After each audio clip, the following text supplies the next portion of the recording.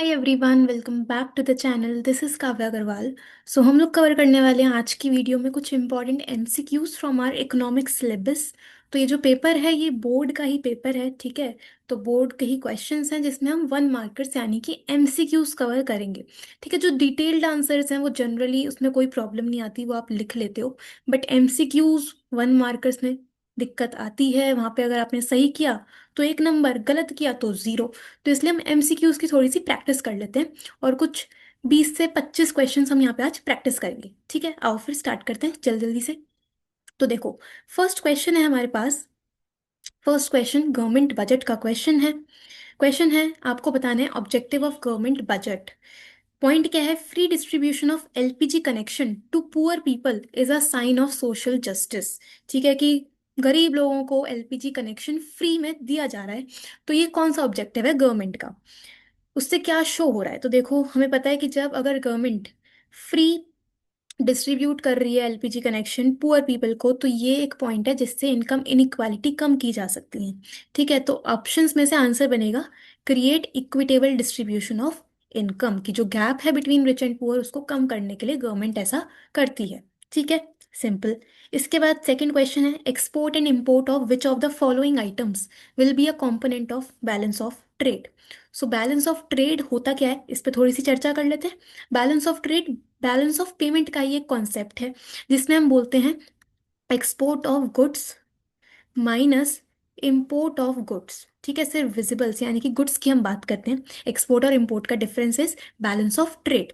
So export और import हम किसका लेते हैं? बैंकिंग, मर्चेंडाइज, शिपिंग या इंश्योरेंस। आंसर बनेगा ऑप्शन सी, ठीक है। बाकी सारी तो सर्विसेज हैं। ये जो है मर्चेंडाइज, ये विजिबल्स का पार्ट होता है। Okay, simple. इसके बाद question 3, in the context of commercial bank which of the following alternative is correct. कौन सा पॉइंट करेक्ट है in case of commercial banks? तो इसी टाइप का क्वेश्चन हमने एक और बोर्ड पेपर में देखा था, अगर आपने चेक किया होगा, पिछली वीडियो मैंने बनाई थी तो उसमें भी सिमिलर क्वेश्चन था, ठीक। सो देखो, सबसे पहले deposits are liabilities of bank. Banks के लिए जो डिपॉजिट्स हैं वो लाइबिलिटीज होती हैं, बिल्कुल सही है, ठीक है। जितना ही पैसा हम बैंक्स में डिपॉजिट करते हैं वो पब्लिक का पैसा है, बैंक होल्ड कर रहा है तो वो बैंक्स के लिए लाइबिलिटी है, ठीक है। दूसरा है commercial banks are creator of money. Money creator कौन है? कमर्शियल बैंक्स है, ये भी सही है, क्रेडिट मल्टीप्लायर हमने पढ़ा है, ठीक है। तीसरा है commercial banks accept deposits from general public. Public के डिपॉजिट्स कमर्शियल बैंक एक्सेप्ट करता है, ये भी करेक्ट है। तो आंसर बनेगा first, second and third, option number C, ठीक है। सिंपल। इसके बाद क्वेश्चन 4 अच्छा है। Find the odd one out among the following with respect to balance of payment. आपको ऑड वन आउट बताना है। तो देखो, इसमें पॉइंट्स गिवन है purchase of machinery from abroad. Machinery अगर परचेज करी है तो ये तो हमारा बीओपी का पार्ट है, ठीक है। इन्वेस्टमेंट्स फ्रॉम अब्रॉड, ये भी बीओपी का पार्ट है। लोन रिसीव फ्रॉम ऑस्ट्रेलिया, ये भी हम बीओपी में शो करते हैं, ठीक है, कैपिटल अकाउंट पे। पहला पॉइंट है investment by Indian investor under the make in India program. अब यहाँ पे फंस जाओगे, इंडियन इन्वेस्टर्स ने इन्वेस्ट किया है मेक इन इंडिया प्रोग्राम में। तो देखो, ये जो पॉइंट है ना, ये बीओपी का पार्ट नहीं है, क्योंकि बैलेंस ऑफ पेमेंट में हम वो ट्रांजैक्शंस डालते हैं जो रेजिडेंट और रेस्ट ऑफ द वर्ल्ड के बीच में हुई है, ठीक है। बट अगर एक इंडियन इन्वेस्टर ने मेक इन इंडिया प्रोग्राम में इन्वेस्ट किया है तो ये तो हमारे देश के अंदर अंदर ही हो गया ना। फॉरेन एक्सचेंज का तो कुछ इनफ्लो या आउटफ्लो हुआ ही नहीं। तो इसलिए पहला पॉइंट यहाँ पे ऑड वन आउट होगा, ठीक है। बाकी तीनों पॉइंट्स बीओपी में कहीं ना कहीं आते हैं। ओके, ठीक है, सिंपल। इसके बाद क्वेश्चन 5 स्टेटमेंट बेस्ड। पहला स्टेटमेंट है demonetization was an initiative taken by the government of India to curb black money, terrorism and circulation of fake currency. बिल्कुल सही है, डीमोनेटाइजेशन इसलिए किया था। और दूसरा है demonetisation has led people to shift from cash payments to electronic payments. तो ये स्टेटमेंट भी एकदम करेक्ट है कि डीमोनेटाइजेशन से कैश पेमेंट से हम शिफ्ट हुए हैं डिजिटल पेमेंट सिस्टम पे। तो दोनों ही statement are true. Okay, done.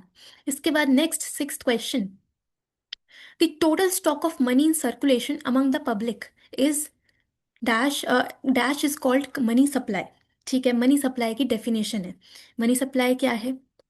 एक स्टॉक है, एक स्टॉक कॉन्सेप्ट है कि आप एक पॉइंट ऑफ टाइम पे कितना पैसा होल्ड कर रहे हो, ठीक है। तो आंसर होगा इसका at a particular point of time stock है, ठीक है जी। ओके, इसके बाद सेवेंथ क्वेश्चन, डेफिनेशन है all currencies other than domestic currency of a country. Domestic currency को छोड़ के बाकी जितनी भी करेंसी हैं, मतलब अगर हम इंडिया की बात करें तो रुपीस को छोड़ के बाकी जितनी करेंसी हैं, चाहे वो पाउंड्स हो, डॉलर हो, ठीक है, यूरोज हो, कुछ भी हो, तो उन सबको हम क्या बोलते हैं? उसको हम बोलते हैं फॉरेन एक्सचेंज। ठीक है, फॉरेन एक्सचेंज रेट नहीं होता, फॉरेन एड भी नहीं होता, फॉरेन एक्सचेंज बोलेंगे। डी। ठीक है, ओनली सेकेंड ऑप्शन। डन। इसके बाद question eighth, statement based. Government budget is a detailed economic statement presented by finance minister. Government budget एक इकोनॉमिक स्टेटमेंट है। तो इकोनॉमिक स्टेटमेंट नहीं है यार, इकोनॉमिक स्टेटमेंट नहीं है, ये स्टेटमेंट गलत है। ये एक फाइनेंशियल स्टेटमेंट आप बोल सकते हो। ठीक है, गवर्नमेंट बजट एक फाइनेंशियल स्टेटमेंट है। ठीक। और स्टेटमेंट टू है, government budget consist of financial programmes and policies of the government for the next year. तो गवर्नमेंट बजट में हमें अगले साल का जो अपकमिंग पॉलिसीज हैं, प्रोग्राम्स हैं, ठीक है, वो हमें यहाँ पे देखने के लिए मिलते हैं। तो स्टेटमेंट टू एकदम सही है, फर्स्ट इज रॉन्ग। ठीक है, तो स्टेटमेंट टू सही और फर्स्ट इज फॉल्स। डन। इसके बाद क्वेश्चन नंबर नाइन्थ में आपको चूज करना है करेक्ट स्टेटमेंट। ठीक है, करेक्ट स्टेटमेंट हमें बताना है, तो जल्दी से स्टेटमेंट पढ़ो और सोचो आंसर क्या होगा। तो देखिए, पहला स्टेटमेंट है trade deficit refers to excess of total value of export over total value of import. मतलब जब एक्सपोर्ट ग्रेटर देन इंपोर्ट होंगे तो क्या हम उसे ट्रेड डेफिसिट बोलते हैं? नहीं, वो तो ट्रेड सरप्लस की सिचुएशन होती है। ठीक है। दूसरा है trade surplus refers to excess of value of imports over value of exports. तो ये भी गलत है कि when import are greater than export तो वो ट्रेड सरप्लस नहीं होता, वो ट्रेड डेफिसिट होता है। ठीक है। तीसरा है current account deficit in a nation occurs when foreign exchange receipt fall short of foreign exchange payment in current account. जब करंट अकाउंट में रिसीट्स कम होंगी, पेमेंट ज़्यादा होंगी, तो वो करंट अकाउंट डेफिसिट की ही सिचुएशन होती है। तो सी बना करेक्ट ऑप्शन। ठीक है, डन। ओके। इसके बाद क्वेश्चन 10 में आपको बताना है ऑड वन आउट। ठीक है, ऑड वन आउट। फंक्शंस पता है सेंट्रल बैंक के? कोई आंसर कर पाएगा? पहला है करेंसी अथॉरिटी, बिल्कुल सही है। ठीक है, सेंट्रल बैंक की एक बेसिकली फंक्शन होता है करेंसी अथॉरिटी। दूसरा है बैंकर टू द पब्लिक, तो ये ऑप्शन ऑड वन आउट में आएगा। Option B is the answer. Banker to the public नहीं होता, बैंकर टू द गवर्नमेंट होता है। ठीक है, बैंकर टू द गवर्नमेंट होता है। ओके। इसके बाद नेक्स्ट पे चलते हैं, क्वेश्चन 11। आपको बताना है which of the following is correct with reference to mixed economic system. So mixed economic system क्या होता है? वो सिस्टम जिसमें प्राइवेट सेक्टर और पब्लिक सेक्टर दोनों मिलके काम कर रहे होते हैं। तो ऑप्शंस के अकॉर्डिंगली आंसर बनेगा इसमें ऑप्शन डी, को existence of public and private sector. को एग्जिस्टेंस का मतलब दोनों एक साथ एग्जिस्ट कर रहे हैं, प्राइवेट भी और पब्लिक भी। ठीक है, बहुत ही सिंपल था। इसके बाद क्वेश्चन 12 है statement based. Zamindari was introduced by the British to ensure proper control over revenue system in India. So zamindari system Britishers ने इसलिए इंट्रोड्यूस करा ताकि वो इंडिया के रेवेन्यू सिस्टम पे पूरा कंट्रोल बना पाए। तो यही उनका ऑब्जेक्टिव था। ओके। दूसरा है zamindars were given full freedom to collect and keep the rent collected by them. तो जमींदार्स को पूरी फ्रीडम दी कि वो रेंट कलेक्ट करें और अपने पास रखें। तो ये स्टेटमेंट गलत है, क्योंकि जमींदार रेंट कलेक्ट करके ब्रिटिश गवर्नमेंट को ट्रांसफर कर देते थे। ठीक है, तो स्टेटमेंट वन सही है, टू इज गलत। ठीक। इसके बाद 13th बहुत simple, dash was the objective of import substitution policy. So import substitution policy क्या थी? कि हमें इम्पोर्ट्स कम करने हैं, अपने डोमेस्टिक प्रोडक्शन को हमें इंक्रीज करना है। So protection of domestic industry from foreign competition is the right answer.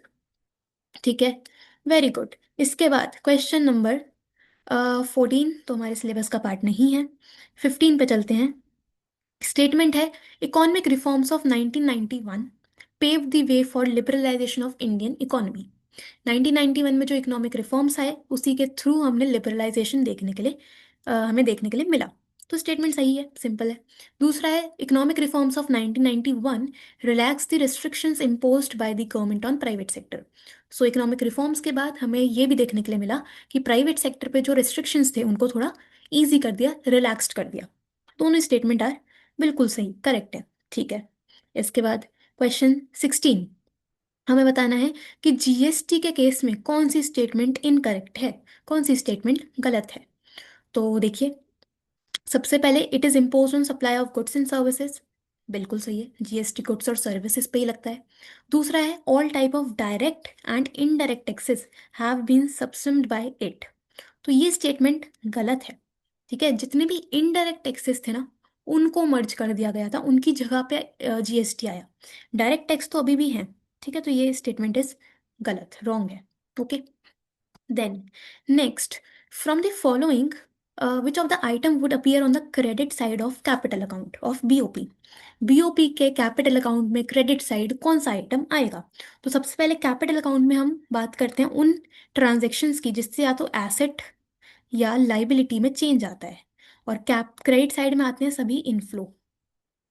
ठीक है, तो अब आप इसमें चेक कर लो आंसर क्या आएगा इसका, जल्दी से सोचो, आंसर बनेगा इसका borrowings from rest of the world. अगर हम बोरो करेंगे, इनफ्लो होगा, क्रेडिट में आएगा और कैपिटल अकाउंट में आएगा, लाइबिलिटी क्रिएट हो रही है। ठीक है, okay, then next, identify which of the following statement is not correct with reference to self help group. SHG के केस में कौन सी स्टेटमेंट गलत है? तो अगेन ऑप्शंस देखते हैं। Group members in need of funds can borrow at nominal rate of interest, सही है, आपको सस्ते रेट पे सस्ते इंटरेस्ट रेट पे लोन मिल जाता था, तो ये तो सही है। Borrowings in micro credit system was mainly taken for consumption purpose, ये भी करेक्ट है कि सेल्फ हेल्प ग्रुप के थ्रू जो पैसा बोरो कर रहे थे वो जनरली कंजम्पशन के लिए लिया जा रहा था। ठीक, तो ये भी सही है। तीसरा है micro credit system has helped men in rural areas to become self dependent. ठीक है, तो ये स्टेटमेंट इज गलत, ये स्टेटमेंट बिल्कुल गलत है। ओके, तो ऑप्शन आएगा सी। ठीक है, ओके, डन। इसके बाद गवर्नमेंट बजट का क्वेश्चन फिर से, recovery of loan is a non debt creating capital receipt, recovery of loan is a non debt creating capital receipt, तो बिल्कुल सही है, रिकवरी ऑफ लोन एक non debt creating capital receipt ही है, जिससे हमारे एसेट्स कम होते हैं, गवर्नमेंट के एसेट कम होते हैं। ठीक है, और it cause a reduction in assets, ये भी सही है। ठीक है, तो दोनों ही स्टेटमेंट्स आर करेक्ट। चलो अगले पे चलते हैं, question number 21, which of the following is correct with reference to ministry of finance. Ministry of finance के रेफरेंस में हमें कौन सी स्टेटमेंट करेक्ट है ये बतानी है। तो आपको पता है मिनिस्ट्री ऑफ फाइनेंस का काम है 1 रुपी नोट और कॉइन्स को इशू करना। ठीक है, तो C is the right answer. Okay, इसके बाद 22, बताना है on the eve of independence India's demographic condition was characterized by which of the following statement. So independence से पहले, ठीक है, जब कॉलोनियल पीरियड चल रहा था तो डेमोग्राफिक कंडीशन कैसी थी? तो ऑप्शंस में से आंसर इसमें आएगा आपके पास ऑप्शन नंबर डी। ठीक है, लिटरेसी रेट कम था, मोर्टैलिटी रेट काफ़ी ज़्यादा था, लाइफ एक्सपेक्टेंसी भी बहुत ज़्यादा कम थी। Okay, simple. देन नेक्स्ट चलते हैं 23, in India agricultural subsidies have always been an topic of debate among the economic thinkers.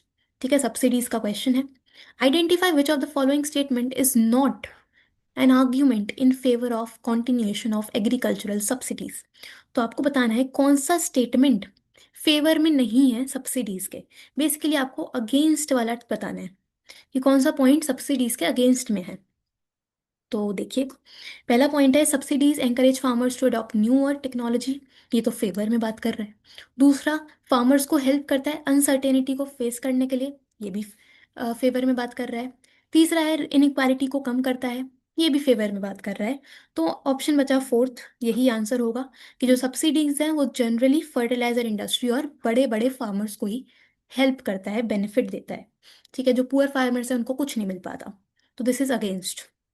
Okay, done. इसके बाद लास्ट क्वेश्चन, इस वीडियो के लिए last question, identify the correct statement. तो क्वेश्चन है, India developed sound industrial base under the colonial rule. तो देखो ये स्टेटमेंट बिल्कुल गलत है, कॉलोनियल रूल के टाइम पे हमारा जो इंडस्ट्रियल सेक्टर था वो ब्रिटिशर्स ने खराब कर दिया था, है ना, डी इंडस्ट्रियलाइजेशन हुआ था। दूसरा है India had very developed capital good industry, बिल्कुल भी नहीं, इंडिपेंडेंस के टाइम पे कोई कैपिटल गुड इंडस्ट्री नहीं थी। ये भी गलत है। Under colonial rule India generated export surplus, ये ऑप्शन सही है। ठीक है, एक्सपोर्ट सरप्लस हुआ था क्योंकि हम रॉ मटेरियल का एक्सपोर्ट कर रहे थे, तो एक्सपोर्ट सरप्लस जनरेट हुआ था। ठीक है। और लास्ट पॉइंट क्या है इसमें कि real motive of development of infrastructure under the British rule was to ensure development of India. नहीं जी, इंडिया की डेवलपमेंट के लिए नहीं, बल्कि अपनी इकॉनमी, ब्रिटेन की डेवलपमेंट के लिए इंफ्रास्ट्रक्चर डेवलप हुआ था। हमें करेक्ट बताना था, तो ऑप्शन सी यहाँ पे करेक्ट हो जाएगा। ठीक है। सो इस वीडियो में इतना ही रखते हैं, ज़्यादा बड़ी नहीं, हमने कुछ अच्छे एमसीक्यूज करे। ये बोर्ड का ही पेपर है, तो यहाँ से आपके 1 मार्कर्स की प्रैक्टिस होगी। ठीक है, बाकी और भी क्वेश्चंस हैं वो हम नेक्स्ट वीडियोज में करेंगे। ठीक है जी, थैंक यू सो मच।